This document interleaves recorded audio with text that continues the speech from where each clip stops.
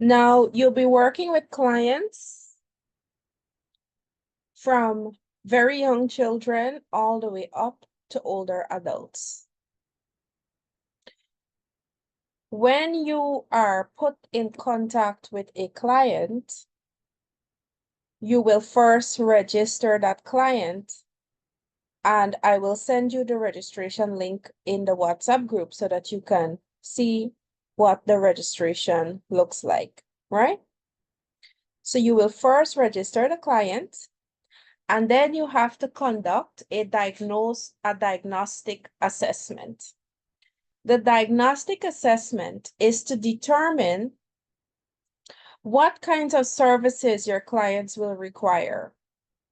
Even though the program will offer a number of services, it does not mean that your client will require all of those services. You have to determine what services they require, right?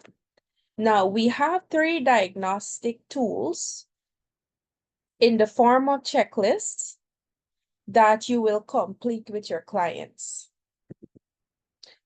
Now, those are the ones that I sent to the WhatsApp group. I'll put it in a PDF and send it after this class or later tonight.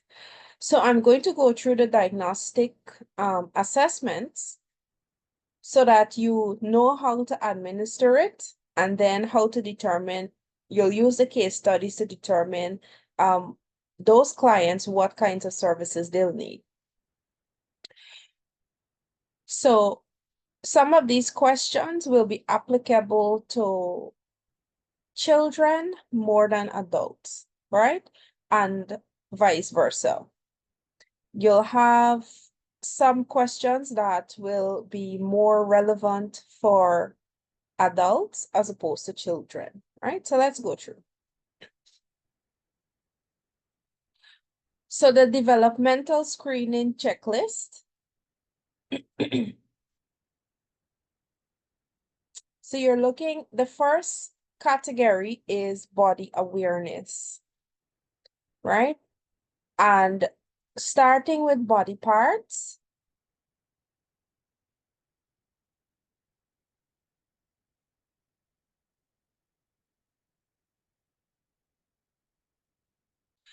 so the first one says, can touch major body parts on request.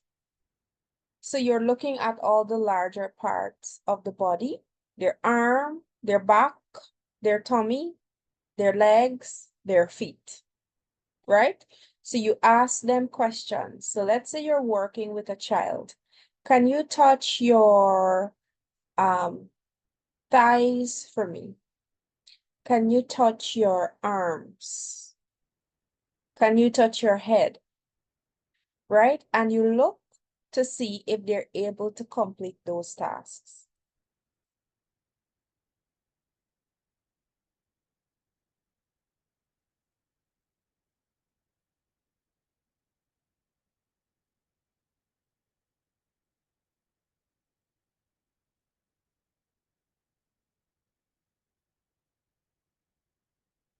The next one is, can touch major body parts on a model.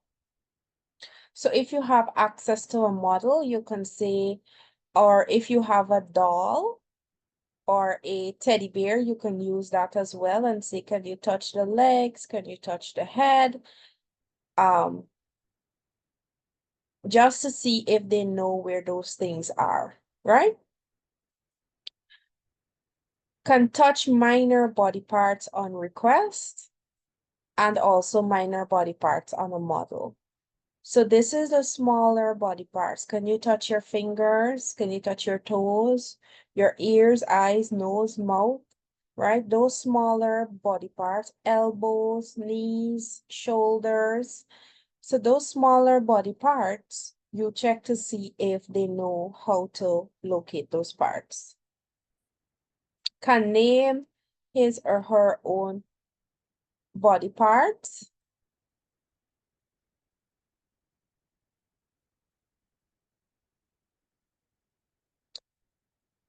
So this would be you use a model, right? You don't touch, especially if you're dealing with a child, you don't touch their body parts, right? So in this case, you would want to use a model. So like a doll, a teddy bear, something like that. You can use it and you say, can you touch their head? Can you touch their, sorry, naming the body parts, right? So you say, okay, what is this part called? What is this part called?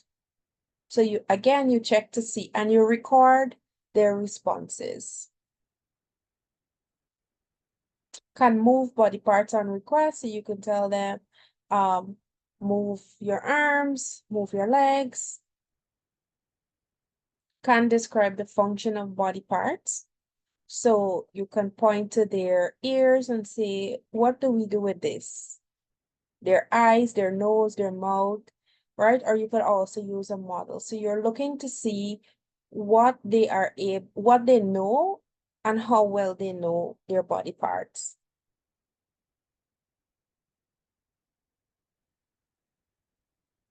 Then we have right and left discrimination.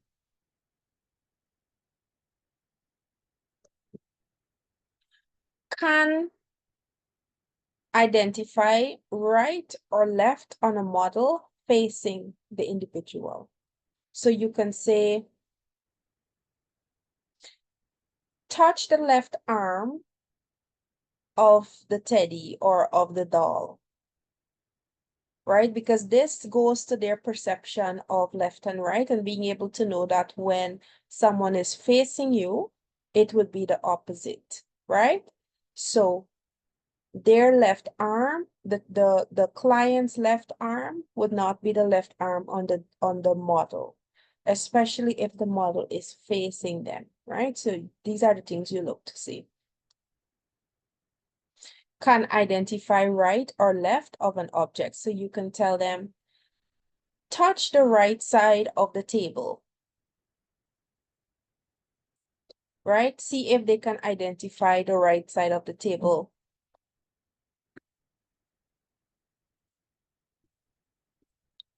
Just confirm if you guys are hearing me still, please. Yes, miss. Good. Yes. You can say there is an object on the left side of the table. Can you locate it? Right? So you check to see if they're able to identify right from left. Can move to the right or the left, so you can tell them, take 3 steps to the right, take 3 steps to the left. And you check to see if they know how to do that. Can follow directions using left and right. So again, you can tell them, so let's say if you're walking with them, you can say turn left, turn right, and you check to see if you're able to perform that action. Then we move on to positional concepts. Can place an object in front of, the back of, next to, on top of, and under himself. And if they can also do the same thing with another object. So you give them an object and say, can you put this next to the other object, right? Or can you sit next to the table, next to the chair? Can you stand next to the chair? Can you stand behind the chair? Stand in front of? Can you place this on top of the table?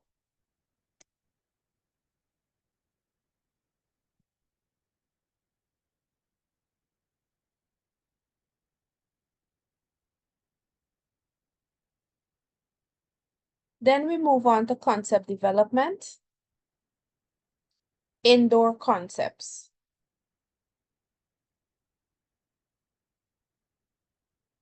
Can name types of furniture found in different rooms. So you tell them, Can you name some furniture or name some things that we can find in a bedroom? Can you name some things that we can find in the kitchen, in the living room, in the bathroom? Can name the major components of a house or building? So you're looking at things like stairs, doors, windows, rooms. That's what you're looking for as their answer, right?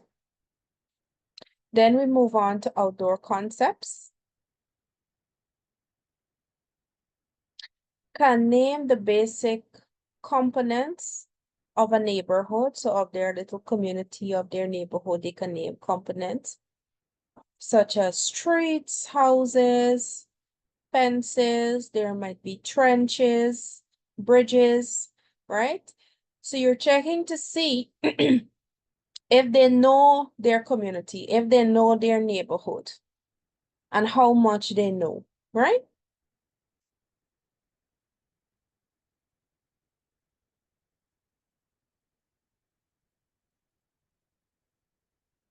Then we move on to colors and shapes discrimination.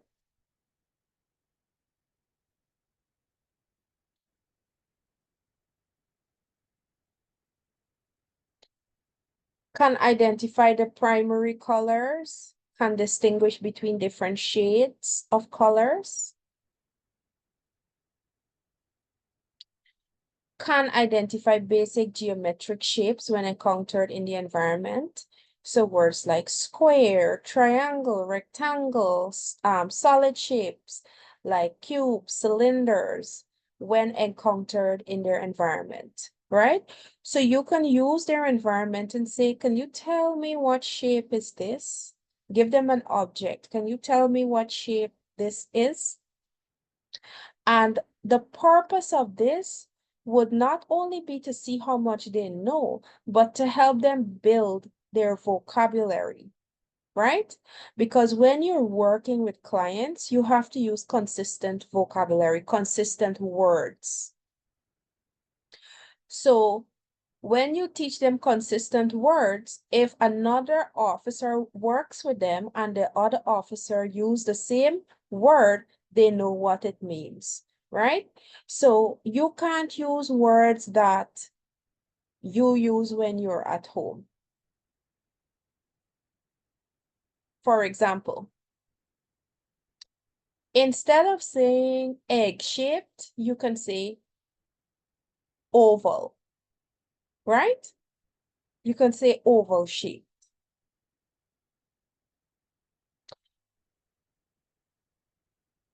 And when another officer goes and says, what is the shape of this? They can use the word oval, right? And now, oh, it's shaped like an egg. Because that can then it can create confusion and miscommunication, especially when you're working with children. You want to make sure that they know the correct names of things, right? So that they can articulate their wants and needs and they can articulate their concerns.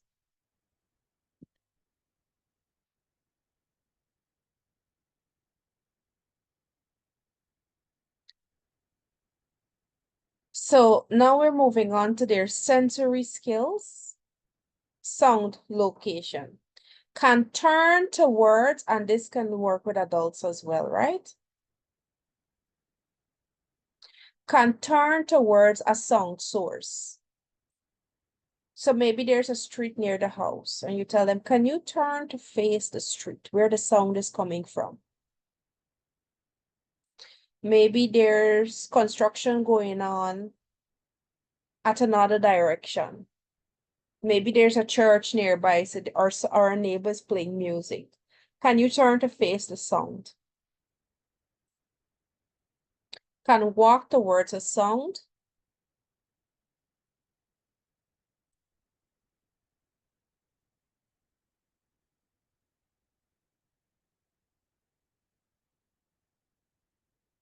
Then you have tactual discrimination. So this has to do with touch and feeling, right? Can indicate changes, in textures with hand or foot. So if you're walking with them, you can tell them, did you feel a change? Because they have to be able to identify when there is a change. For example, if they're walking on concrete and you step onto grass, they should be able to feel and indicate that change in texture, right? To you. So you're using both hand and feet. Can identify various textures by hand. So you let them touch different objects and tell you the texture of the objects. So the texture of the object would be what does it feel like? How does it feel? Right? Is it rough? Is it smooth? Is it sharp? Well, obviously you're not giving them knives, right? But some things like, the edges of tables and so on will be sharp. Is it soft? Is it hard? Is it furry? Is it warm to the touch? Is it cold? Right? So those kinds of things you want to see if they can be able to identify.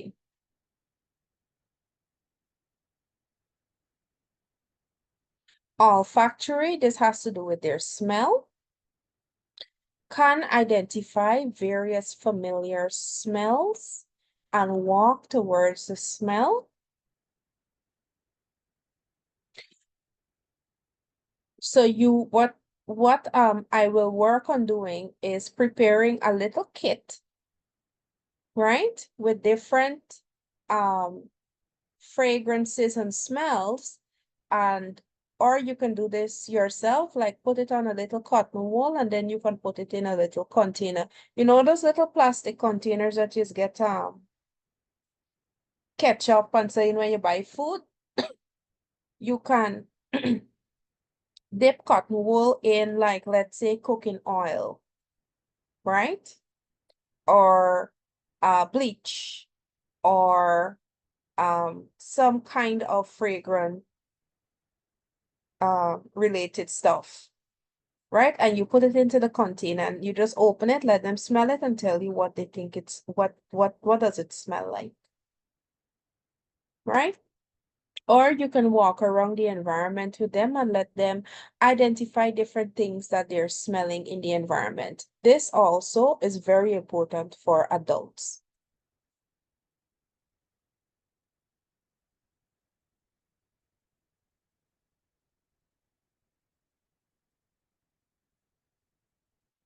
This is visual skills, and this would be for clients who are low vision. Uses vision to locate various items.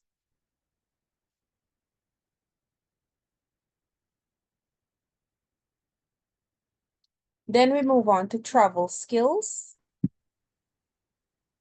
Uses appropriate sighted guide technique.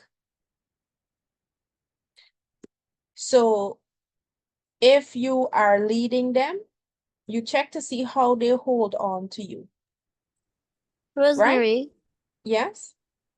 sorry for interrupting, Mhm. but I'm not remembering if it was Melissa or Davy had a question about if you are blind, if you can, I think, come out on the street yourself or travel alone. So maybe this section here could give her some context. Okay, sorry. I didn't see the questions. I'm not sure if you posted, but I didn't check I hear the phone buzzing, but I didn't check it. So I'll pause No, here this was for, for discussion, as in what was orientation and mobility. okay, okay. Yeah.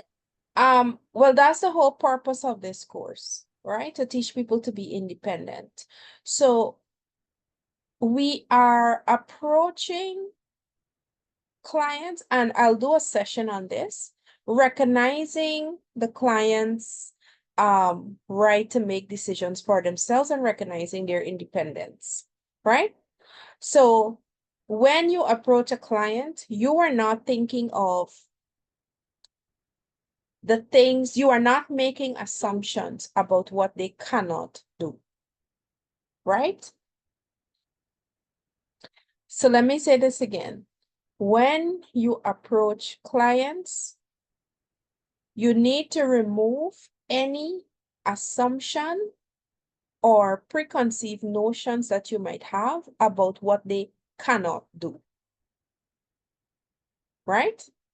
You are going to assume that they can do everything. Good?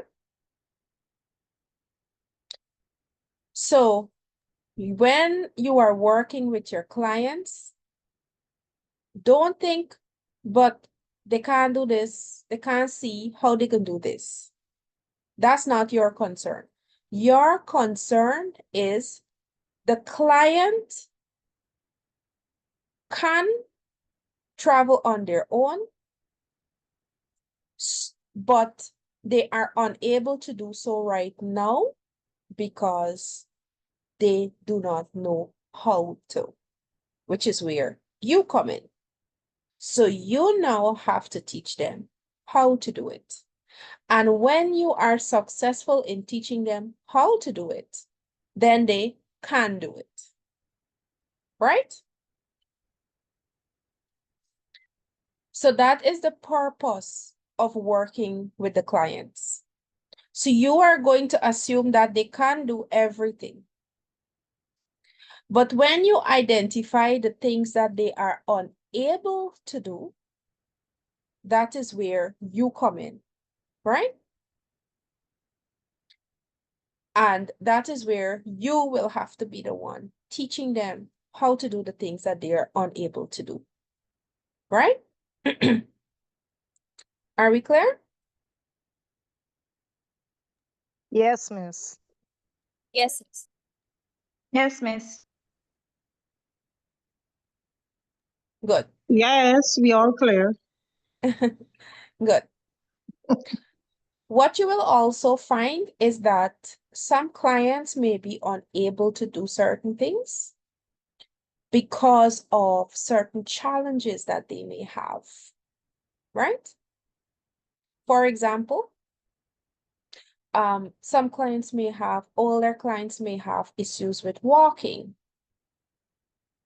Some clients may have issues with their hands. They may have arthritis. You know, they may have all these other conditions that make them unable to do it.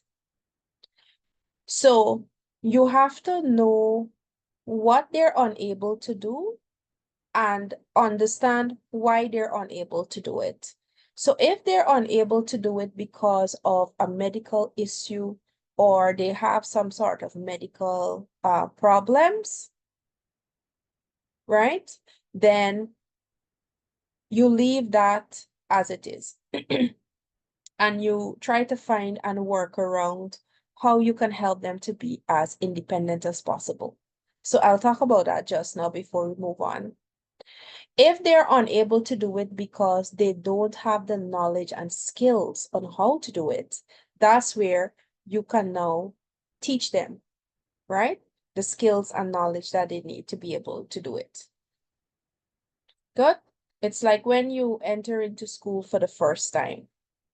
There are many things that you were unable to do, right? We couldn't read, we couldn't do certain things. But that's where the teachers came in because that was their job. They had to teach us how to do these things, right? So once they teach us, we are then able to do those things on our own and for ourselves. So it's the same way when you're working with your clients. Now, I want to digress a little bit to talk about independence, right? Independence does not mean that your clients will never need help or assistance. So when you hear the word independence, don't think that they should be able to do all of these things on their own without any assistance, because that is not the case, right? Because if you think of yourselves, you would say, I'm an independent adult. I live on my own. I work. I do XYZ on my own, right? But does that mean that you never need help? No, that's not what it means, right? When you want to go out and you want somebody to keep the children, you might go to a family member, right? To babysit. Or, when you have things to do and you can't do it, so you gotta go in town and collect something, and you're not able to do that. You gotta call on somebody, and you call somebody and ask them if they could do this thing for you, right? Does it mean that you are not independent or that you are incapable of doing it? No, that's not what it means, right? So when you're working with clients, independence will look very differently for each client. Good? It does not mean that that client is not independent, right? Or shouldn't have the right to assert their independence. Let me give you another example of what you might encounter. You might be working with a client who, let's say they're like in the kitchen, right? Let's say they can't light the stove, right? They're unable to light the stove. You try different techniques, you try different things. They're unable to do it because let's say the stove is maybe an old stove and you've got to do this specific thing to light the stove. And so you decide to yourself that, listen, this is something that the client cannot do, right? That they're unable to do at the moment. But that doesn't mean that the client is going to starve. You can teach them how to prepare things using other methods, right? Like, for example, you can teach them how to prepare meals that doesn't necessarily require the use of a stove. You can teach them about microwavable foods. So let's say they have a microwave. You can teach them about all the different types of foods that they can prepare in the microwave, right? You have all these microwavable things. And you can teach them about that so that even though they are physically not able to light the stove, you're not going to say, all right, well, that's it. I can't teach you anything else because you can't light the stove to boil some water, right? You can teach them about electrical appliances. So instead of giving up because they can't light the stove to boil a pot of water to make some tea, teach them about electric kettles. So all you have to do is plug it up, fill up your water, and you can then make the tea. You understand? So you have to find ways to help them to be as independent as possible. And that's why I say independent as possible. Do you guys understand what I mean? Yes, Miss. Good. You have electric rice cookers, you name it. Better yet, if they get an air fryer. Some family outside send an air fryer for them. Better yet, right? Because then they don't have to like worry about oil and all of these different things. So these are the things you want to be doing so that you can help your clients to be independent, right? So that when they get up in the morning and the family up and left and ain't got time with them, that they could still make a cup of tea, right? That they could still do something in the microwave to be able to prepare a meal for themselves. Because as Ms. Hazel mentioned in her introduction, right, you're not going to find conducive situations in all cases. So you try to work with the limitations that you have and that the clients have to be able to still teach them to be independent. Good? All right. So let's come back to sighted guide.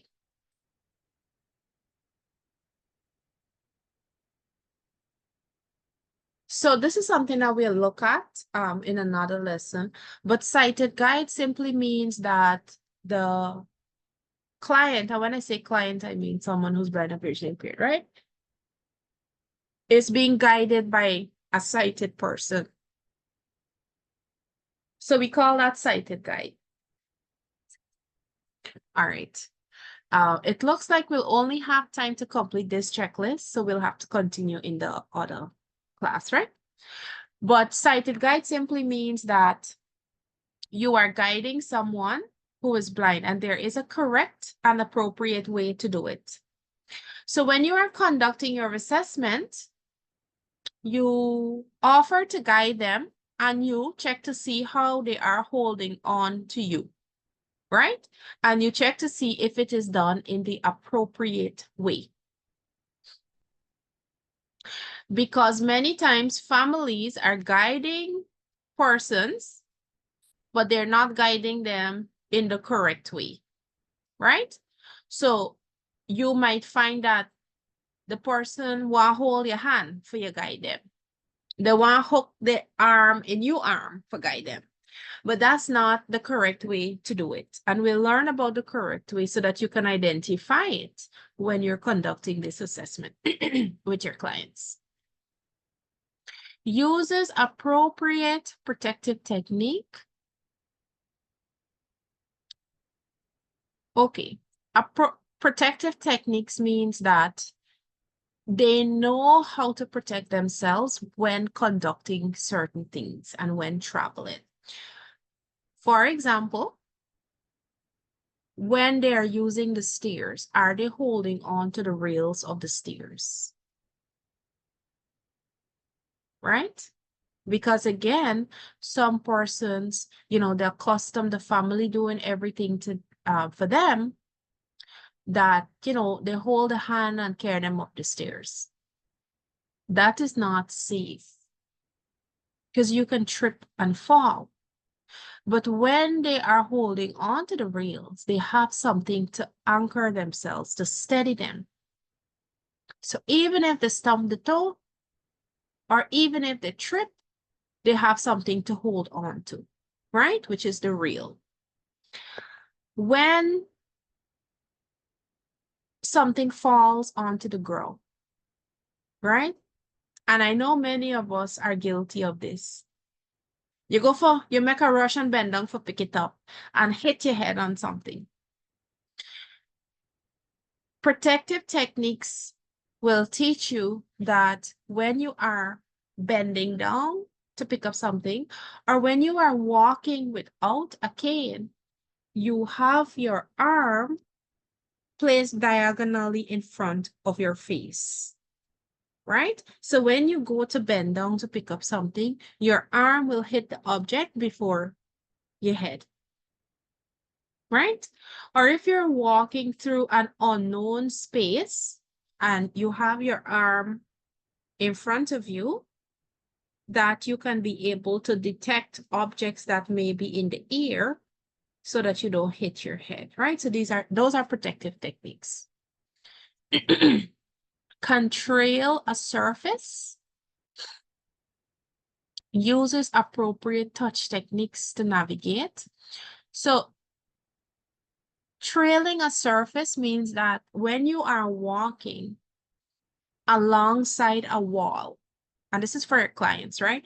When they are walking alongside a wall, trailing means that you place your hand on the wall and you lightly touch as you're walking, because you're using that to guide you as you walk. This is when you're walking by yourself, right? But you don't touch the wall with the palm of your hands. You touch the wall with the back of your hands,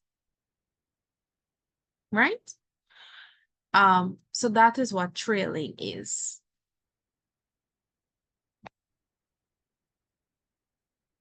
Now, these are the white cane techniques. As you know, people who are blind use white canes. So these are some cane techniques. You have the diagonal technique. You have the two-tap technique. So all of those things you're going to look at. So you give them a cane and you see how they use their cane, because there is a correct way. Contrary to what society believes, blind people just don't walk and tap the cane like they're crazy, right?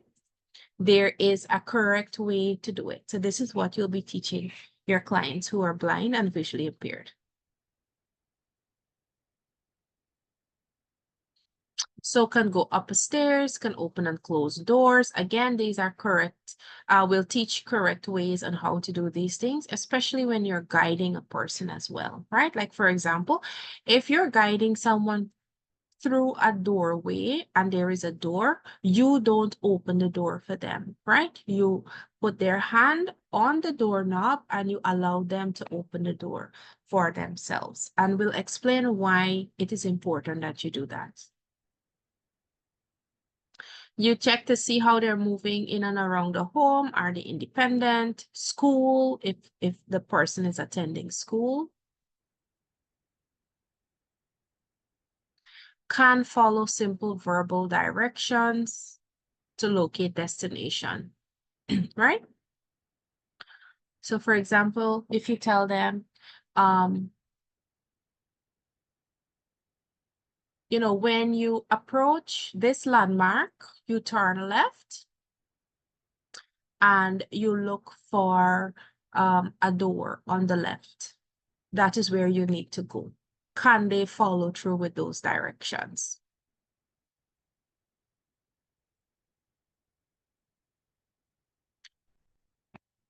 Can use auditory maps. This is like, for example,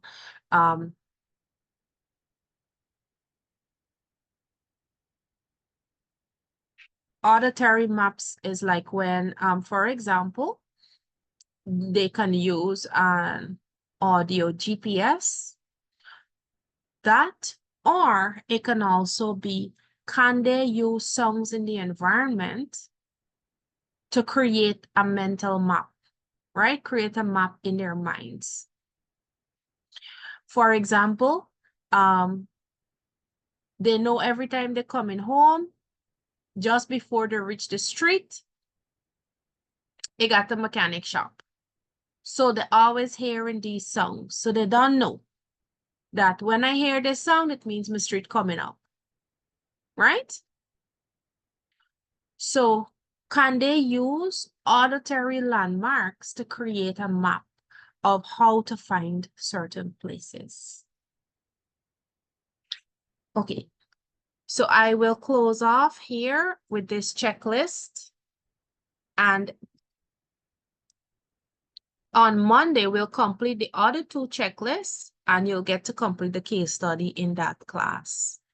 So let me just stop screen sharing. Stop recording.